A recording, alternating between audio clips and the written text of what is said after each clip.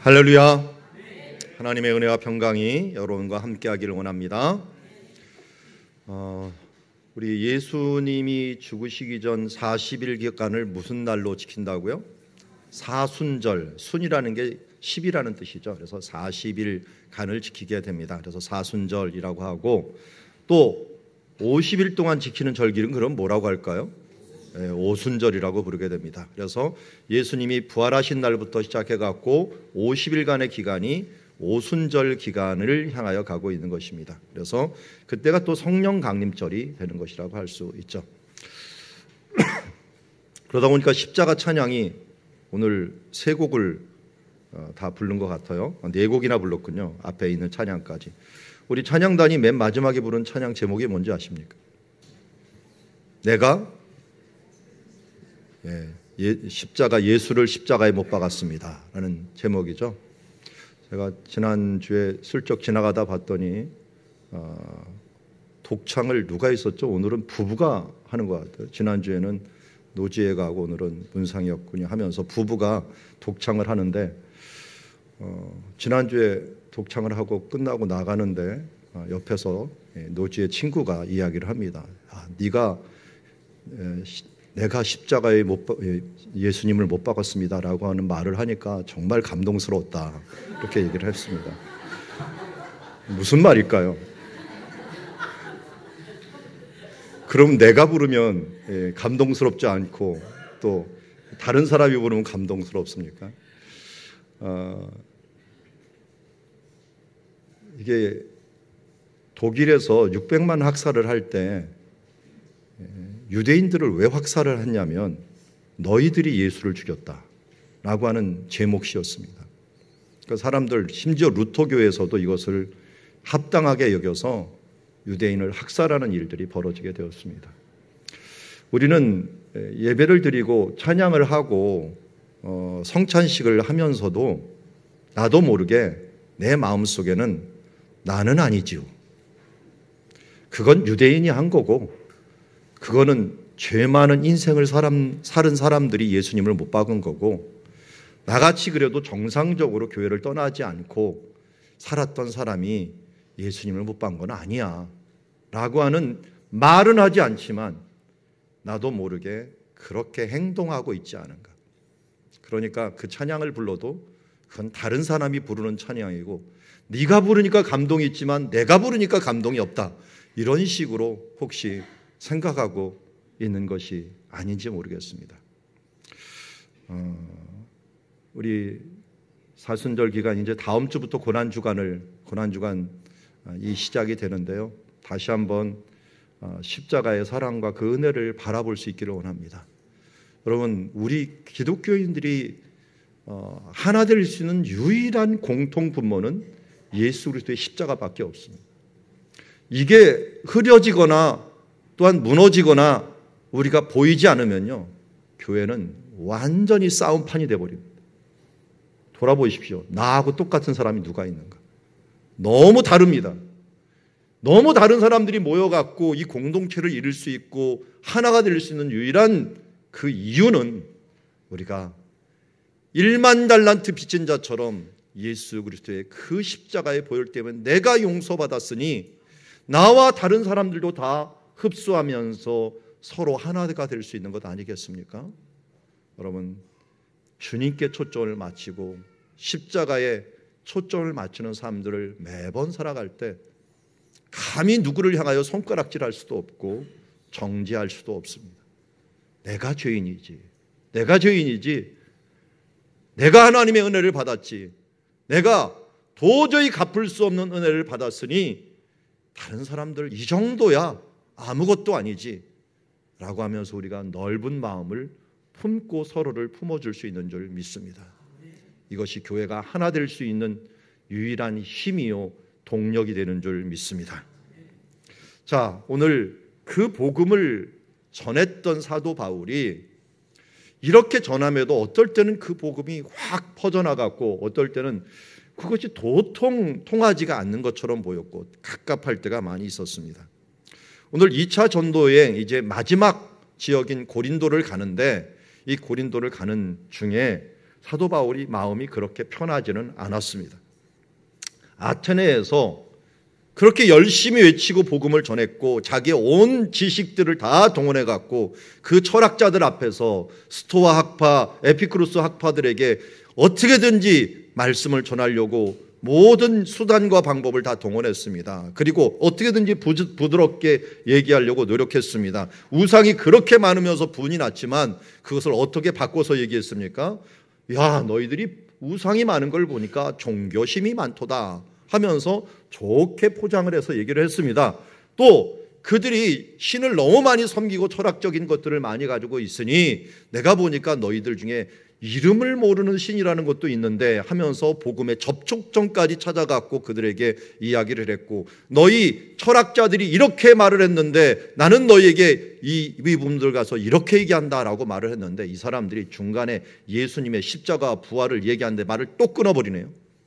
그건 나도 안다 하면서 그들의 실력과 그들의 어떻게 보면 아는 지식들이 사도 바울의 말을 끊어버리게 만들고 더 이상 듣지 못하게 만들어버리게 됩니다.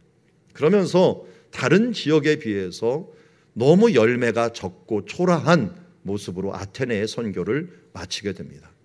그리고 그 아테네를 떠나서 이제 고린도라고 하는 지역으로 이동을 하게 됩니다. 이 고린도는 아테네에서 이쪽으로 가는 길이 약 78km 정도가 됩니다. 육로로도 갈 수 있고 바닷길로도 갈 수가 있는데 바닷길로 갔을 가능성이 높습니다. 가는 길에 여기 그 모양의 요 섬 하나가 있는데요. 이 섬이 굉장히 유명한 섬 중에 하나예요. 살람이라고 하는 섬입니다. 살람의 섬. 예전에 이 성경에 나오는 이 아하수에로, 역사책에서는 크세르크세스라고 부르는 그 사람이 이쪽으로 전쟁을 해러 와갖고 살라미 전투에서 페르시아가 패배함으로 페르시아가 물러나는 역사들이 있었는데, 그때 아하수에로 왕, 에스더의 남편이 됐던 왕이죠. 그 왕이 이곳까지 와갖고 전쟁을 했고요. 우리가 영화로는 스파르탄 300이라는 영화로 유명한 그 전쟁이 있었던 주전 480년의 장소입니다. 사도 바울은 이제 약 50년경에 이곳을 지나고 있었으니까요. 한참 뒤에 지나고 있지만 아마 역사를 잘 알고 있었던 사도 바울, 그는 페르시아 왕이 출발했던 그 지역에서 전도 여행을 출발을 해서 이곳까지 이르게 되었습니다. 그러면서 고린도로 들어가게 됐는데요. 이 고린도에 들어갈 때 고린도전서 2장 3절에 보면 이렇게 얘기를 합니다. 내가 너희 가운데 거할 때 약하고 두려워하고 심히 떨었다라고 얘기합니다. 아테네에서 한번 사람이 실패하고 나면요, 이상하게 의기소침해지게 됩니다. 그전까지는 힘들어도 하나님의 복음의 문을 빵빵빵 열어줬는데 이제 아테네에서는 복음의 문이 콱 닫힌 것 같고 뭔가 이 실패한 것 같은 느낌. 분명히 마게도냐 환상을 보고 와갖고 마게도냐에서 열렸는데 거기서 쫓겨갖고 아가야 지방에 와갖고 보니까 지식 많은 사람들, 대단한 사람들, 이런 사람들을 만나갖고 복음을 전했는데 너무 초라한 결과를 가지면서 의기소침해서 이 지역을 지나서 고린도로 가니 오늘 성경에서 말하는 것처럼 그가 내가 약하고 두려워해서 심히 떨었던 그때가 바로 너희에게 갔을 때다라고 말하고 있는 것을 보게 됩니다. 그런데 이럴 때 차라리 사도 바울은 또 크게 배운 것 같아요. 어떻게 배웠냐면 2장 2절에 보니까 그동안 이 아무리 철학적으로 멋있는 말로 복음에 좋은 접촉점을 가지고 했어도 이 아테네 사람들이 복음을 안 들은 것을 보면서 2장 2절에 이렇게 얘기합니다. 고린도서 2장 2절에 내가 너희 중에 예수 그리스도와 그 십자가에 못 박히신 것 외에는 아무것도 알지 아니기로 작정하였노라. 정말 중요한 복음의 핵심을 전달하지도 못하고 서론이 너무 길어갖고 이것이 끝난 것을 보면서 정말 기회가 있을 때 다른 것보다 예수 그리스도의 십자가의 그 복음 외에는 다른 것을 괜히 너희들의 철학자 중에 이렇다 저렇다 이렇게 얘기하는 것들이 결국 복음에 도움이 안 됐구나 하는 것을 깨달으면서 내가 예수 그리스도의 십자가와 부활 외에는 내가 가르치지 않겠다 하는 것은 복음 외에는 너에게 다른 것으로 전하지 않기로 결심했다라고 하는 것을 우리가 알 수 있습니다. 여러분, 제가 여기서 아무리 많은 이야기를 하고 뭐 법적으로 하고 과학적으로 하고 뭐 의학적으로 얘기한들 전문가만 따라가겠습니까? 제가 여기서 할 수 있는 것은 복음입니다. 근데 이상하게 다른 사람을 영혼을 고치는 일들은 다른 것으로 고쳐지는 것이 아니라 바로 복음으로 고쳐진다는 것을 사도 바울이 그때 깨달은 것입니다. 그럼 우리가 지식으로나 어떤 능력으로 복음을 전하는 것이 아니라 복음 자체의 능력이 있기 때문에 예수 그리스도의 십자가와 그 부활을 전할 때 하나님의 말씀이 운동력이 있어서 사람을 변화시킨다는 것을 믿고 그 복음을 전하는 지혜로운 복음 전도자가 모두 되기를 원합니다. 자, 그렇지만 하나님은 그가 그 후에라고 하는 말이라는 말은 어떤 막힘이 있었고 모든 것이 안 풀리는 그 중에 하나님은 또한 인도함이 있었다라고 하는 걸 우리는 이미 배워서 알고 있습니다. 성령이 허락지 아니하심으로 예수의 영이 막음으로 이렇게 말했던 것은 우리가 말할 때는 우리가 생각할 때는 뭐 이렇게 풀리는 게 없어 라고 하는 생각을 가질 수 있겠지만 하나님은 그 막음을 통하여 우리를 인도해 주십니다. 그래서 오늘 그 인도를 어떻게 하는가 하는 것을 우리 한번 보도록 하겠습니다. 가끔 우리 교회에 새가 들어옵니다. 혹시 새 들어온 거 보셨나요? 여기 교회 자주 오시는 분들은 새가 어떻게 하다 보면 이렇게 문을 뚫고서 문 열린 틈을 싹 들어옵니다. 그러면 제가 새를 잡겠습니까? 내줘야겠습니까? 당연히 내줘야겠죠. 근데 내주는 게 잡는 것보다 어떨 때는 더 힘듭니다. 왜냐하면 길을 열어주는데 얘가 안 가 글로. 그래갖고 문을 열어주고 문을 열어주고 했는데도 안 가갖고 이거를 어떻게 하나 하면 고민을 될 때가 많이 있습니다. 근데 제가 입장에서 그때가 바로 하나님이더라고요. 열어주려고 하는데 얘가 그 막힌 곳들을 엉뚱한 데 가서 부딪히고 있으니까 열어준 곳으로 안 가는 거예요. 하나님이 우리에게 향하여 똑같은 생각을 가지고 있을 거예요. 하나님은 여기를 막아놓고 더 좋은 자유의 길, 은혜의 길을 열어놨는데 우리는 그게 아니야 하면서 엉뚱한 데 부딪히고 있고 하면서 우리의 인생을 멍들게 만들 때가 많이 있다는 거예요. 여러분, 막힐 때는 열어놓은 곳으로 가십시오. 하나님이 열어놓은 곳이 분명히 있습니다. 이것이 아니라고 해갖고 괜히 사방에서 울부짖으면서 막 이 하나님이 이럴 수가 있습니까? 내 인생에 대해서 이렇게 행할 수가 있습니까? 하지 마시고 하나님이 열어놓은 길이 무엇인가를 잘 살피고 가다 보면은 사실 제가 요번에 기록을 통하여 알았지만 아테네보다요 고린도가 인구가 20배나 많았답니다. 아테네는 옛날 도시였고 이 고린도는 신도시였어요. 아마 사도 바울 비전에는 이 고린도를 전도할 비전이 없었을 것이라고 저는 추정합니다. 왜냐하면 그가 받은 환상은 마게도냐 환상이었지 이 고린도 환상이 아니었어요.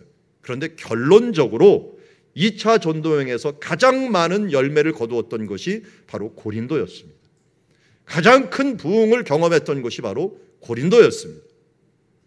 의도치 않았고 마게도냐에서 있을 곳이 없어서 도망을 와갖고 저 아가야 있는 곳으로 몇백 킬로를 왔고 거기서도 막혀갖고 할 수 없이 고린도로 밀리고 밀렸지만 그곳이 하나님께서 열어놓은 복음의 큰 어장이었다는 것을 나중에야 깨닫게 됩니다. 그런 사도행전을 저는 보면서 지속적으로 우리에게 주시는 하나님의 메시지가 뭐였느냐? 막힘이 인도다. 막아주는 것이 우리의 차라리 하나님의 큰 축복이다라는 것을 알게 됩니다. 여기 고린도를 한번 보십시오. 고린도가 왜 중요한가? 아마 사도 바울도 나중에 알았겠죠. 이탈리아 반도가 있는데 이곳에서 로마가 있습니다. 로마가 아시아 쪽으로 그의 정권들을 계속 확장하려 할 때 꼭 거쳐야 되는 것이 바다입니다. 그런데 이 바다를 거칠 때 그레데 옆에 있는 크레테라고 하는 섬을 옆에 있는 것을 지나갖고 가면은 바다로 그냥 직진해갖고 배를 타고 갈 수 있습니다. 그러나 더 빠른 길이 있는데 그것은 고린도를 거쳐서 가는 길이고 이 길은 빠를 뿐만 아니라 더 안전합니다. 왜냐하면 이 그레데 옆에 있는 지역들을 가다 보면은 험한 이 물결을 만나갖고 여기 갈 때는 미래를 보장받지 못한다 해갖고 사람들이 거의 유서를 써놓고서 정도로 이걸 지나갈 정도로 위험한 지역이었습니다. 누가 이런 위험한 지역을 가겠습니까? 그러니 어디로 가느냐? 다 여기 있는 고린도만을, 이 해안가에 있는 요 육지 옆에 있는 곳을 지나가게 됩니다. 근데 문제는 여기가 배를 타고 쭉 가다가 고린도 앞에서 꽉 막혀버립니다. 한 5km 정도가 육지로 딱 막혀져 있어요. 막혀져 있다 보니까 사람들이 배로 계속 못 갑니다. 그러니까 내려갔고 한번 걸어갔고 또 배를 타고 가야 됩니다. 여러분 어떻습니까? 배를 계속 타는 게 좋습니까? 한번 내렸다가 걸어갔고 타는 게 좋습니까? 이게 또 좋을 수도 있어요. 어떤 분들은 비행기 타는 습관들이 여러 가지인데 너무 멀면은 중간에 좀 한번 내렸다가 갔으면 좋겠다 할 정도래요. 왜냐면 15시간 계속 타고 가면 지겹거든요. 그러니까 좀 내렸다 가고 싶은 사람이 있고, 아이고 뜨는 게 힘든데, 한번 뜨는 게 힘든데 그냥 눈 감고 가지 하는 사람들이 좋은 사람이 있어요. 배를 타는 것도 마찬가지죠. 그냥 하룻밤 자고 나면 좀 가는데 이걸 갖다가 또 내렸다 또 걸어갔다 하는 것도 사람마다 틀리지만 어쨌든 제일 중요한 건 안전이에요. 고린도는 가장 안전한 지역이었고 또 사실 가장 빠른 길이었어요. 그러다 보니까 당연히 고린도가 뜰 수밖에 없는 지역이 됩니다. 주전 196년경에 이 고린도가 로마에 패해갖고 로마의 식민지가 되었습니다. 그러나 146년, 주전 146년 아가야 동맹을 일으키면서 로마에 대항을 하다가 완전히 다 불타버립니다. 아예 고린도 사람들을 다 데려다가 노예로 다 삼아버립니다. 그리고 나서 100년이 지난 다음에 가이사, 시저라고 하죠.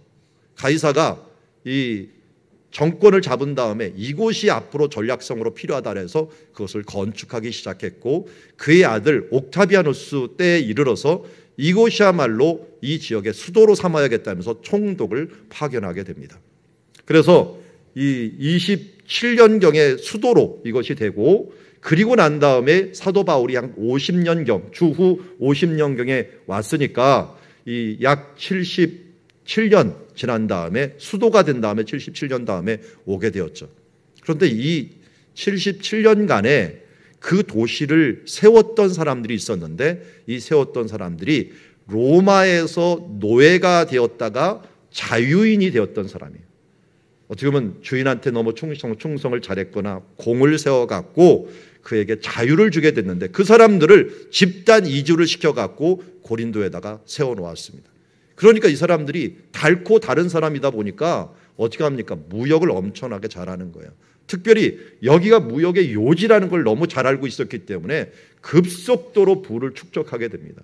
그래서 어느 지역보다도 많은 부를 누릴 수 있어서 심지어 유대인들도 들어오고 또 로마의 퇴역 군인들도 들어오고 해갖고 인구가 약 20만가량이 되는 그런 고대 20만이라면 어마어마한 인구입니다.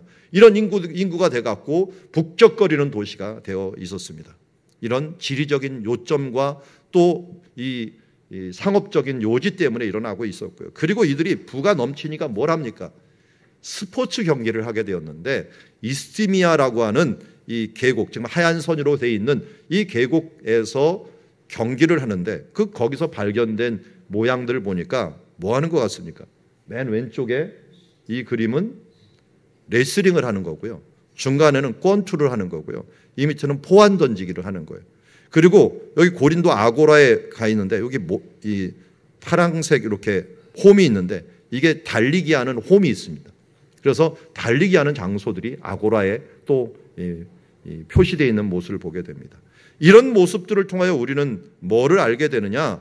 이들 가운데 부가 풍성한 뿐만 아니라 사람들이 이 곳곳에 있으면서 스포츠 경기까지 누릴 정도로 여유 있는 삶들을 살았다라는 걸 알 수가 있어요. 근데 이 여유가 이런 스포츠 경기까지 가능해요. 그런데 어디까지 물들이게 만드냐면 그 고린도 위에 참 여기가 밑에고요. 위에 쳐다보면 이렇게 생겼는데요. 저 산을 가까이 가서 찍으면 이렇게 됩니다. 여기에 신전 하나가 있는데 이 신전이 당시 세계적으로 유명한 신전이었는데 아프로디테, 앞에도 뒤태도 예쁜지 아프로디테라고 하는 여인이 이곳에 딱 세워져 있는데 아프로디테라면 여러분들이 잘 모릅니다. 비너스라면 잘 알죠. 여기 제가 프랑스 박물관에 갔을 때 비너스 상을 한번 찍었는데 전 조금 할 줄 알았더니 굉장히 크더라고요. 이 비너스 상 같은 것이 이 위에 딱 세워져 있으면서 이 많은 고린도 사람들이 와갖고 이 아프로디테의 풍요의 여신에게 어떤 예식을 드리냐면 음란한 예식을 드리면서 제사를 드리는 예식을 가집니다. 그 음란한 예식이 뭐냐면 성행위입니다. 그래서 여자 이 매춘부들이 수천 명이 있는데 그들이 신녀입니다. 신녀들이 앞 자리에 있고 들어오는 모든 사람들을 맞이하면서 매음 행위를 한 다음에 그 신당으로 들어가는 거예요. 그러니까 이 우상의 제단에서 예배한다는 거는요, 그냥 같이 포함되어 있는 예식 중에 아니라 음란한 행위입니다. 그러니까 음행과 우상 숭배는 하나였어요, 당시에는. 음행과 우상 숭배가 하나가 되는 이 일들을 행하다 보니까 우상의 제물을 먹는다는 것은 음행을 하고 나서 우상의 제물을 먹는 거기 때문에 그 시대에 이 고린도 사람들이 얼마나, 여기에 수많은 고린도 사람들이 모두 다 갖고 이것을 행하니까 음란한 문화들이 너무나도 가득한 땅이 되었습니다. 그래서 고린도서를 보면은 음란에 대해서 굉장히 신랄하게 이야기하는 것은 이런 문화가 그들 가운데 있었기 때문에 그렇습니다. 그만큼 악하고 음란한 땅이었습니다. 풍요롭지만 악하고 음란한 지역이었던 이곳에 사도 바울이 가서 어떤 마음을 품었을까요? 굉장히 자신이 없었을 거예요. 그렇지 않아도 위축되어 있고 그렇지 않아도 힘든데 그렇지만 그래서 가서 바로 복음을 전한 게 아니라요, 먼저 먹고 살자 해갖고 생업을 구하게 되었습니다. 생각을 해보십시오. 지금 이 선교사 파송을 받았는데 생업을 위해서 지금 뭔가 직업을 가진다는 것은 자기를 위축게 했던 여러 가지 요소 중에 하나가 후원이 없었다라는 거예요. 누구도 후원하지 않는 상황에서 복음도 막혀버리고 후원도 막히는 상황에, 우리 앞에 제가 살라미 전투 얘기를 했지만 이 크세르크세스가 왜 퇴각을 했느냐면 뒤에 있는 군수 물자가 시간이 지나면 지날수록 계속 막히기 때문에 사실은 퇴각을 한 거예요. 우리가 전투를 하려고 하도 가장 중요한 요소가 군수 물자인데 사도 바울이 복음을 전하려고 하더라도 군수 물자 같은 전도에 후원들이 없다 보니까 위축이 돼 갖고 할 수 없이 생계를 위해 갖고 뭔가를 해야 됐는데, 그런데 그 생업이 같은 사람이 한 명이 발견하게 되었습니다. 그 사람 이름이 뭐라고요? 아굴라라고 하는 사람입니다.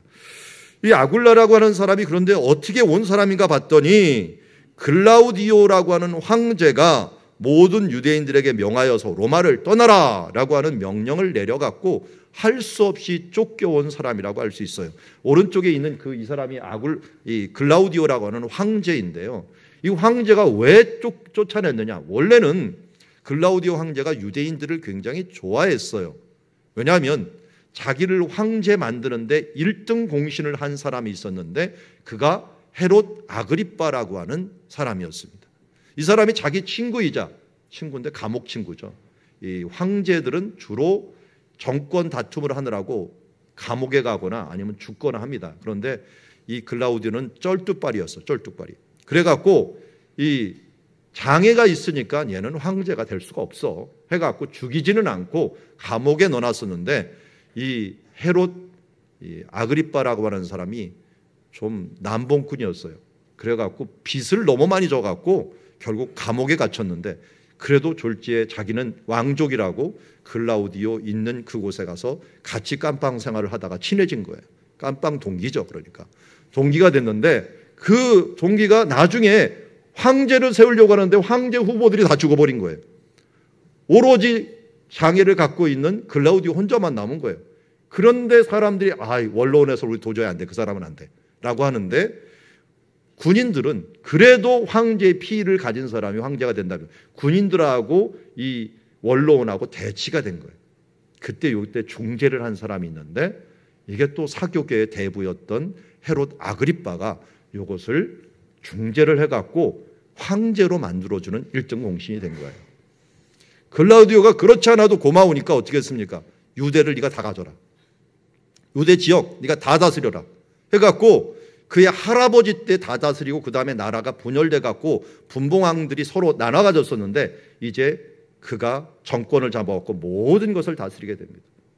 그 사람이 누구냐면 축 먹어 죽은 헤롯이에요. 지금 제가 말하는 사람이 헤롯 이 아그리빠라고 하는 사람이. 그래서 유대인한테 잘 보이려고 야고보도 죽이고 이 베드로도 죽이려고 했다가 결국은 하나님께 징계를 받아갖고 죽은 사람인데요. 그 사람이 주후 43년에 죽어요.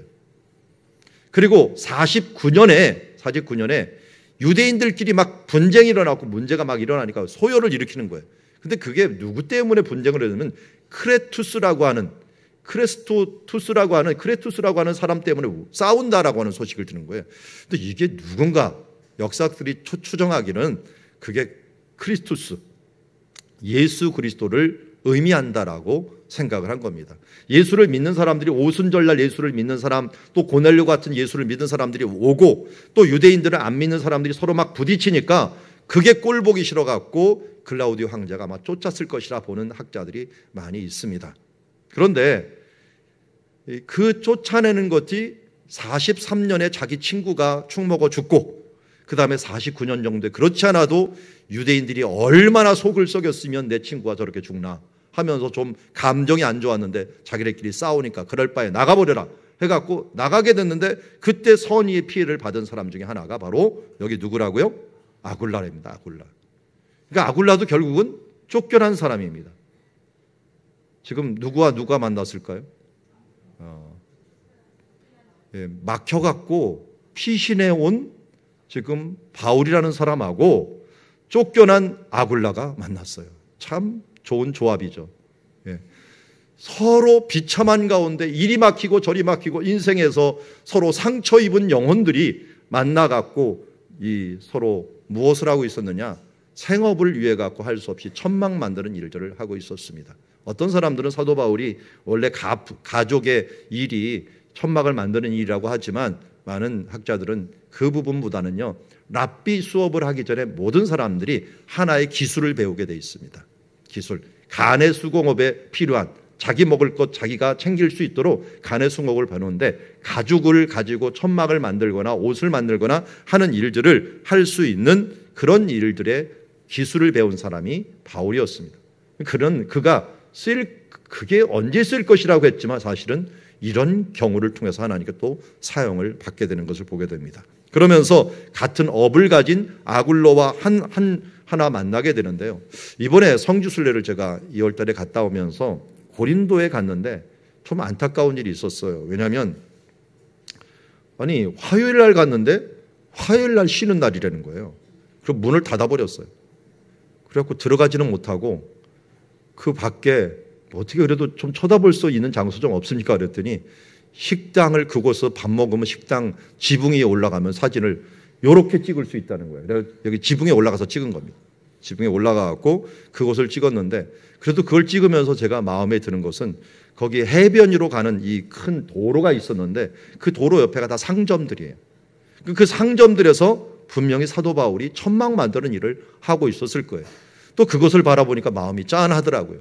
사도 바울이 이리 쫓기고 저리 쫓겨갖고 여기에 아굴라와 함께 저런 상점에서 천막을 만들면서 내가 지금 뭐하고 있나 하는 생각을 하면서 있었을 수 있겠다 하는 생각을 가지게 됩니다. 그러나 이 일들은 사실은 뒤에 늦게 바라보자면요, 참으로 좋은 하나님의 축복의 시간이었어요. 왜냐하면 만남의 축복의 기간이었습니다. 아굴라를 만났는데요, 아굴라보다 나중에 그 옆에서 더 도와줬던 그 아내 브리스길라가 더 유명해져요. 그래서 18장 뒷부분에 가면 26절, 28절 이렇게 가면은요, 아굴라와 브리스길라라고 얘기를 안 해요. 뭐라고 얘기할까요? 브리스길라와 아굴라라고 하는 말로 얘기를 해요. 이게 나중된 자가 먼저 된다라고 하는 말이 여기 이 가정에서도 이루어져요. 그 여자가 옆에서 보니까 사도 바울의 말을 들으니까 그 말씀을 더 쏙쏙쏙 들어갔고 더욱더 신앙이 있어갖고 하나님의 일에 앞장선 사람이 된 것을 보게 됩니다. 이렇게 됨으로 결국은 사도 바울의 엄청나게 중요한 복음의 동력자가 됩니다. 나중에 에베소에 사도 바울이 가기 전에 이 부부가 누구를 전도합니까? 유명한 아볼로를 전도합니다. 그를 세워갖고 고린도로 보내고, 또 이 부부가 또 어디에서 등장하자면 나중에 글라우디오가 칙령을 내렸던 게 풀려버립니다. 그래갖고 로마에 가갖고 또 로마서를 쓸 때 브리스길라와 아굴라에 있는 교회에게 문안하노라, 그곳에 교회를 세우고 있었어요. 그러니까 사도 바울이 가는 곳곳 고린도, 에베소, 로마 모두 이 가정이 가정교회를 이루면서 하나님의 나라를 위해서 징검다리 역할을 해준 것을 보게 됩니다. 이 가정이 없었다면 사도 바울의 이 전도의 역사가 원활하게 돌아가지 않았을 것입니다. 그런데 이들은 어떻게 만난 사이라고요? 환난을 당할 때 만난 사이입니다. 우리도 사실 돌아보면은 환난 중에 만난 친구들이 우리에게 큰 힘이 될 때가 많이 있습니다. 우리가 막히고 깝깝하고 어쩔 줄 모른다고 하지만 그때가 하나님께서 만남의 축복을 주실 때입니다. 그 축복의 주인공이 다른 사람이 되라고 자꾸만 생각하지 마시고요. 내가 힘들 때 또 다른 사람들의 힘든 사람을 도와줄 수 있는 내가 먼저 축복의 만남의 근원이 되는 사람들이 되기를 원합니다. 그래서 내가 누군가에게 다가갈 수 있도록 하나님께서 내게 이러한 어려움을 주시는구나. 내 병을 통해서 병든 자를 돌아볼 수 있고, 내 가난을 통해서 가난한 사람을 돌아볼 수 있고, 우리 가족의 아픔을 통해서 또 다른 사람의 가정의 아픔을 돌아볼 수 있는 것, 그것이 하나님이 주시는 방법이요 이끄심이라는 것을 잊지 마시기 바랍니다. 그 외에도 사도 바울이 이제 복음을 전할 때 이런 일이 있었습니다. 안식일마다 회당에 가서 강론을 하고 있는데 아주 소극적으로 권면을 했던 것 같아요. 우리는 죄인이다, 그리스도가 필요하다, 이렇게 얘기하다가 갑자기 누가 왔을 때 예수는 그리스도라고 선포합니까? 5절에 보니까 누가 와서요? 실라와 디모데가 왔을 때. 대체 어디로부터 온 겁니까? 마게도냐로부터 합니다. 북쪽 지방에서 쫓겨오다 보니까 빌립보 교회에서는 실라가 남았고 데살로니가 교회에는 디모데가 남았어요. 그들이 그 마무리를 해주고 복음에 대한 것들을 해주고 교회를 세우는 일을 해주고서 돌아왔을 때 두 가지로 그가 힘을 얻었는데, 첫 번째, 마게도냐에 있는 빌립보 교회에서는 헌금을 보냈습니다. 선교 헌금을 보내갖고 이제는 생업을 위해서 일하지 않고 복음을 위해서 일할 수 있도록 되었습니다. 또 하나, 데살로니가 교회는 아주 짧게, 그렇지만 환난이 굉장히 심했는데 그곳이 신앙을 잘 지켜서 믿음의 역사와 사랑의 수고와 소망의 인내를 잘 행하는 모습을 들으면서 힘이 났습니다. 그래, 하나님께서 심어놓으면 이렇게 일하시는구나 하는 것을 다시 힘을 얻었습니다. 거기다가 실라와 디모데, 최고의 일꾼이죠. 그들이 모세가 기도하며 힘들 때 옆에서 아론과 훌이 잡아줬듯이 이 두 명이 서로 중보해 주면서 힘을 주면서 사도 바울의 힘이 되니 더욱더 하나님의 나라의 일을 위해서 힘써 담대하게 여기서 하나님의 말씀에 붙잡혀 유대인들에게 예수는 그리스도라고 선포할 수 있었던 것입니다. 그럼 우리가 이러한 힘을 주는 교회, 힘을 주는 하나님의 자녀들이 되기를 원합니다. 요새 우리가 선교지에 기도하고 신방하고 선물을 보내고 헌금을 보내는 것들이 무엇입니까? 그들이 우리의 작은 노력과 기도를 통하여 힘을 얻는다면 우리도 동일하게 바울과 실라와 같고 이 빌립보 교회와 데살로니가 교회 같이 하나님의 나라를 위해서 힘을 주는 교회가 되는 줄 믿습니다. 여러분들의 작은 수고가 이러한 놀라운 일을 이루어갈 줄 믿습니다.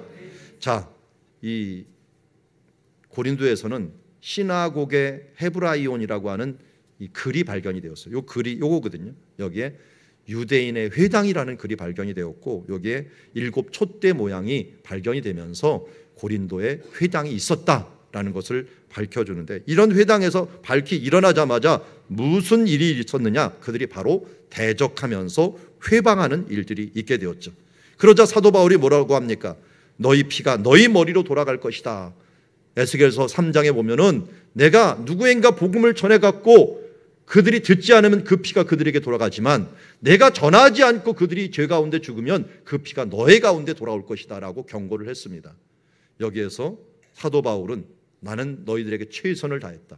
이제 너희가 그렇게 결단하지 않으니 그 피값과 생명의 값이 이제 너희 책임이다 선언하면서 이제 그는 가게 됩니다. 그러면서 무슨 일이 벌어졌느냐? 이렇게 거절하는 사람들이 있는 반면에 로마 시민권을 가졌던 디도 유스도라고 하는 아주 유력한 사람이 예수를 믿게 됩니다. 아마 이 사람이 로마에는 3개의 이름을 갖고 있었는데 가이오라는 이름이 또 가진 사람인 것 같아요. 그래서 가이오, 디도, 유스도가 원래 이름인 것 같은데, 왜냐하면 이 고린도 전서에 보면은 내가 두 사람에게 복음을 전했는데 가이오와 그리스보에게 세례를 준 일밖에 없다라는 표현을 주면은 초창기에 세례를 준 사람은 이 사도 바울이고 그 뒤에는 실라와 디모데가 세례를 준 것 같습니다. 그러니까 여기에 있는 디도 유스도라는 사람은 아마 가이로 보이고요. 또 8절에 보면 아주 유력한 사람이 믿었습니다. 누굽니까? 그리스보라고 하는 사람이 믿었습니다. 이 회당장이었습니다. 이 두 사람이 믿음으로요, 무슨 일이 벌어집니까? 수다한 고린도 사람들이 듣고 믿어 세례를 받았습니다. 여러분, 우리가 세상적으로 유력한 사람이 돼야 돼요. 연세대 철학과 교수였다가 지금 101세가 되어서 지금도 책을 쓰고, 제가 그분의 책을 지금 읽고 있는데, 김영석이라고 하는 교수님이 있습니다. 그분이 우리 한국교회를 향해서 지금 101세가 되어서 계속 글을 쓰는데, 한 가지의 주제가 좀 예수님의 인격 좀 본받자, 예수님의 말씀을 좀 받아갖고 그 인격대로 살아가자, 욕심 좀 버리고 탐욕 좀 버리고 이 땅에서 예수님의 말씀 그대로 좀 받고 살아가자 보니 그게 큰 주제예요.